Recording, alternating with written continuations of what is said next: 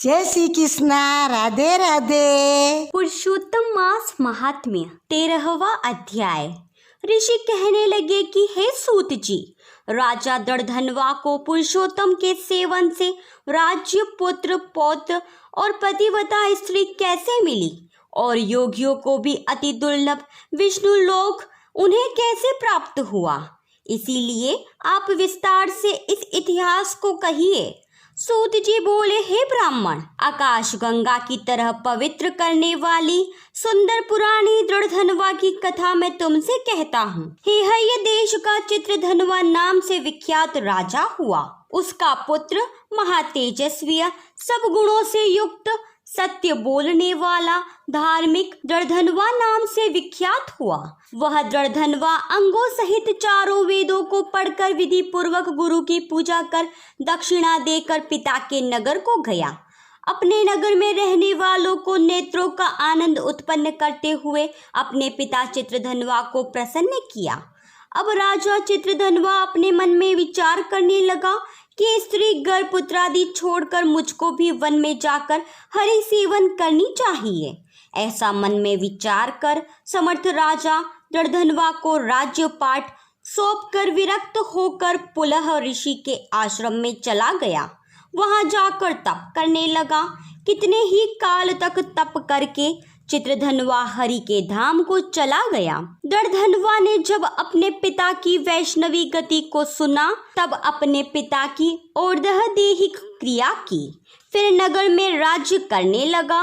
राजा दर्धनवा की गुण सुंदरी नाम की स्त्री थी। उसके 4 पुत्र हुए और चारुमती नाम की एक कन्या उत्पन्न हुई। उसके पुत्र चित्रकाल, चित्रवाह, मणिमान और चित्रकुंडल नामों से विख्यात हुए। श्री नारायण कहने लगे कि एक समय सोते हुए उस राजा के मन में यह विचार उत्पन्न हुआ कि मेरा यह सब वैभव किस पुण्य के प्रभाव से हुआ। न मैंने कोई तप किया, न दान दिया, न ही कुछ हवन किया।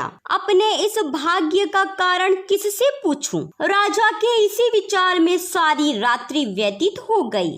प्रातः ब्रह्म मुहूर्त में उठकर यथाविधि स्नान करके खड़ा होकर उदय होते सूर्य को अर्घ देकर ब्राह्मणों को दानादि देकर और प्रणाम कर वह राजा घोड़े पर चढ़कर तत्काल शिकार के लिए वन में गया। वहां उसने शिकार किया। उसी वन में राजा दर्धनवा के बाण से घायल होकर एक मृग दूसरे वन में भाग गया। घायल मृग के शरीर से गिरते हुए रुधिर के निशानों से राजा दर्धनवा भी उसके पीछे पीछे गया। थोड़ी देर में मृग राजा की निगाहों से ओझल होकर कहीं छिप गया। राजा प्यास से व्याकुल होकर फिरते फिरते सागर के समान एक सरोवर उसे दिखाई दिया। वहां पर तत्काल जाकर उसने पानी पिया।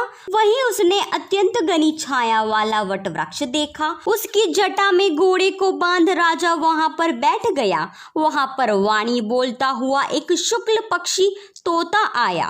राजा को बैठा देख वह शुक्र बार बार एक ही श्लोक बोलता रहा, तू पृथ्वी में अत्यंत सुख सार वस्तु को नहीं विचारता तो कैसे पार पहुंचेगा। ऐसे उसके इन रहस्यपूर्ण वचन सुन राजा को यही सोच हुआ कि बारंबार यह शुक्र ऐसे वचन क्यों कहता है।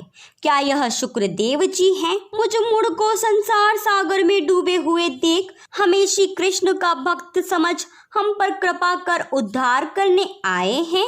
वह इसी विचार में था कि तब पीछे से उसकी सेना आ गई और वह तोता तो राजा को उपदेश दे अंतर्धान हो गया। और राजा अपने नगर में शुक्र के वाक्य स्मरण करता रहा। और इसी प्रकार 13वां अध्याय समाप्त। अधूरी वे तो पूरी कर जो, पूरी वे तो मान कर जो। जय श्री कृष्णा।